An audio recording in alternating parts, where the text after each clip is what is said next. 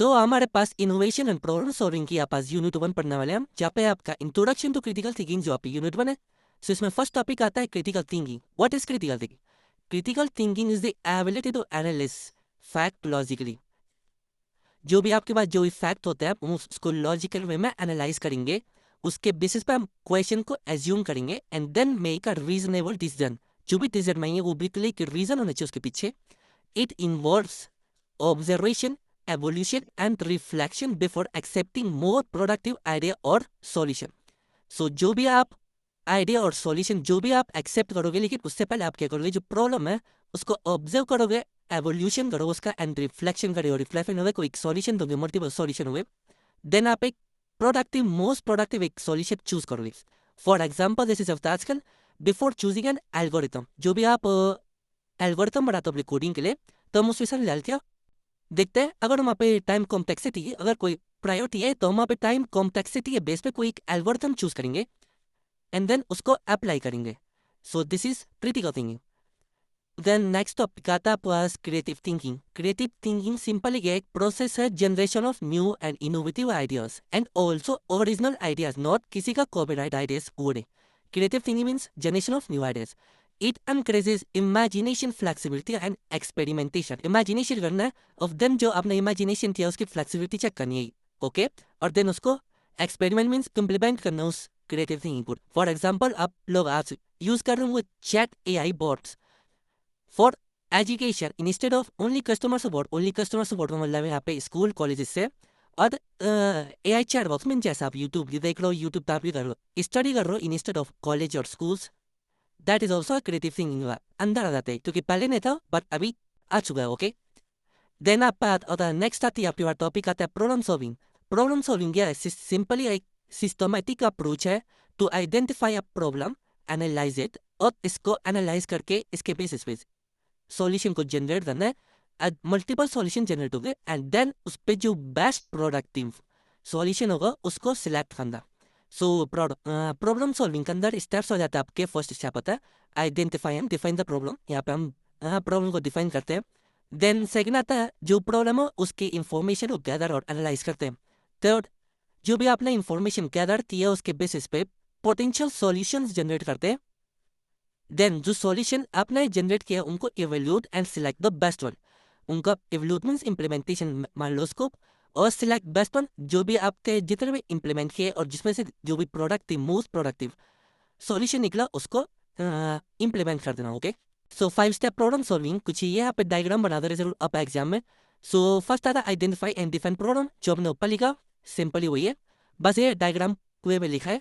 Gather and analyse information, generate potential solution, evaluate and select solution, implement and monitor solution, okay. So ये diagram जरूर बना दे रहा। So next topic आता है हमारे पास new way to solve problems.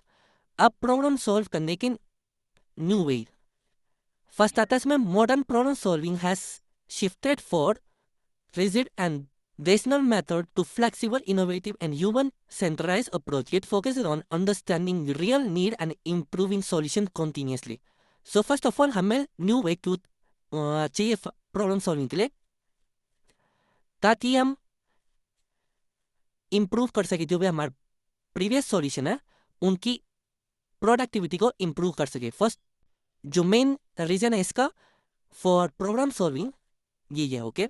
So modern problem जो भी सॉल्व करने के होते हैं उस पर कुछ स्टेप्स आते हैं। फर्स्ट आता है उसमें डिजाइन थिंकिंग, सेकंड आता है यूजर सेंट्रिक अप्रोच, थर्ड आता है इटरेटिव टेस्टिंग, फोर्थ आता है इंटरडिसिप्लिनरी मेथड।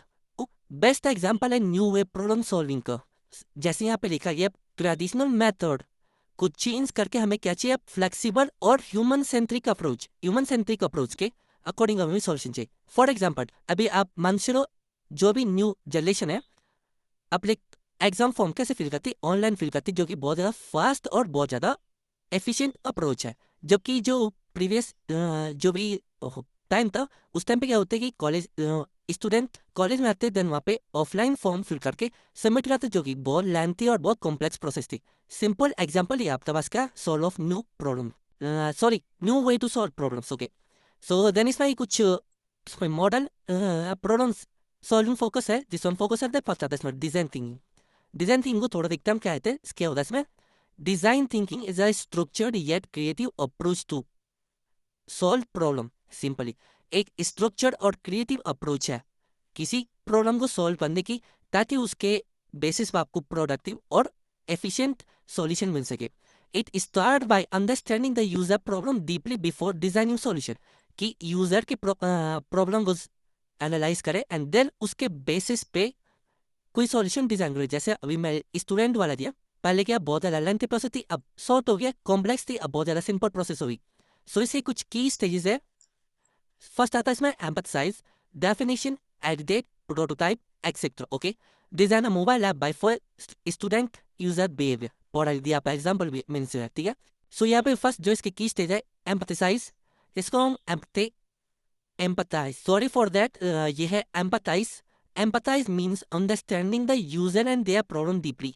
सिंपली या किस किस वे में हम उसको प्रॉब्लम को डीपली अंडरस्टैंड कर सकते हैं यूजर के, या तो हम उसका इंटरव्यू ले ले, सर्वे कर ले, या फिर ऑब्जर्व कर ले। Okay, watching how user struggle while using a mobile app. Simply okay, mobile app use कर रहा है कोई ओल्ड जनरेशन का, तो उसकी प्रॉब्लम को देखा, देन उसके बेसिस पे सॉल्यूशन निकाली कि अब हमें जो भी मोबाइल ऐप बनी हो कॉम्प्लेक्स ना बना के सिंपल बनाएंगे। जैसे आप गवर्नमेंट साइट्स को देखते हो, बहुत ज़्यादा सिंपल होती है, क्योंकि वहाँ पे एजड लोग भी चलाते जो भी प्रीवियस जनरेशन के और न्यू जनरेशन के भी चलाते हैं। ओके, ताकि वो बहुत सिंपल हो, कोई भी उसे यूज कर सके। Define, in this stage the problem is clearly and precise defined based on insights gain and empathise. यहाँ पे हम प्रॉब्लम को जो हमने क्या किया डीपली अंडरस्टैंड किया, उसको हम यहाँ पर क्लियरली और प्रिसाइजली डिफाइन करते हो गए। User find the app navigation confusing and time consuming. जो भी आप मैम चलो, अगर आप पे कोई भी घर में ओल्ड मेंबर्स है, उनको अगर आप मैप चलाने दे दो तो देखता हूँ थोड़ा सा प्रॉब्लम फेस करना पड़ता है। या फिर जो आजकल मॉडर्न वे में टाइम में कौन से ऐप चल रहे हैं, रैपिडो, उबर, जो भी चलाता हूँ, थोड़ा सा कंफ्यूजिंग लगता है कि वो थोड़ा सा हल्का फुल्का कॉम्प्लेक्स है। ओके, कि कहाँ पे पेमेंट का कैसा हुआ, मैप कैसे उन्होंने स्टडी करना है, देख रहे हो। ओके, ये सब चीज़ आती है इसमें। डिफाइन, आई डिटेक्ट, आई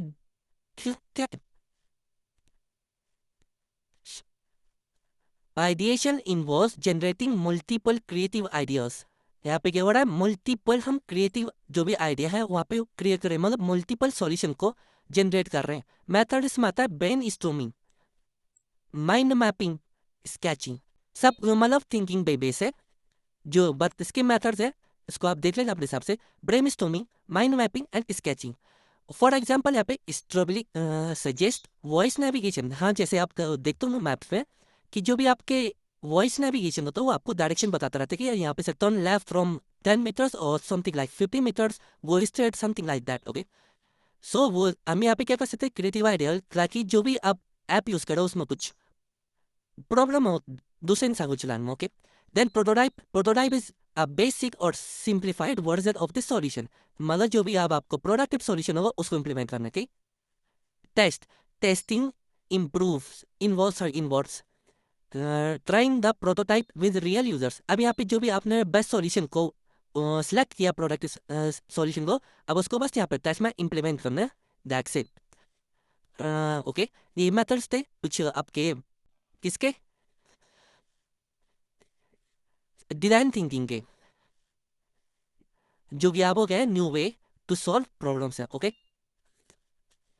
लेकिन आता है आपका user centric approach. User centric approach का मतलब होता है कि यूजर के अकॉर्डिंग जो भी आपने सॉल्यूशन दिया वो यूजर फ्रेंडली और यूजर से यूजर को प्रॉपर सेटिस्फाई कर सके वो सॉल्यूशन। ओके, सो यहाँ पे लिखा था user centric approach page the and the user at a centre of solution, मतलब जो भी सॉल्यूशन का जो मेन एम होगा वो यूजर के अकॉर्डिंग होगा। जैसे आप लिखा हुआ है, solution are evaluated based on usability, comfort and satisfaction. Okay, next आता है यहाँ पे iterative testing.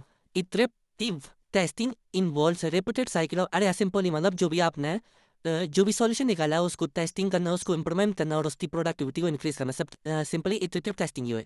Examples after update released after बेटा टेस्टिंग। ओके, फोर्थ आता है inter disciplinary method. Inter disciplinary problem solving combine knowledge from multiple fields and getting better solution. मतलब आपने जितने बार वो क्या करा है, मान लो आप कोई एआई बना रहे हो, ठीक है, यूजिंग एआई, यहाँ पर दिखा example using AI psychology and design together in recommended system, कि मल्टीपल जगहों से आपने क्या लिया, इन्फॉर्मेशन गैदर किया, उसके बेसिस पे एक अच्छा सा एआई बना के दे जो कि लोगों को बहुत ज़्यादा हेल्पफुल है। मान चलो कोई अगर आपने एआई बना है किसके बेसिस पे, होम डिजाइनिंग बेस्ड, तो वो आपका इंटीरियर के भी उसमें ऑप्शन होगा, जो स्ट्रक्चर है उसका भी ऑप्शन होगा, जो उसका ग्राउंड डिजाइन है उसका भी ऑप्शन होगा, और सारे ऑप्शन होंगे जो भी उसने अलग अलग डिफरेंट फील्ड से लिए होंगे।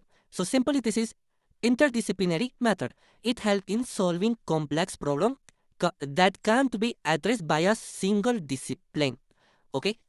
So guys, ये कुछ आपकी फर्स्ट यूनिट कंप्लीट होती है यहाँ पे। होप आपको अच्छी लगी होगी, और अच्छी लगी तो बताना यार, यूनिट तो की वीडियो बनाऊँ या नहीं। So thanks for watching.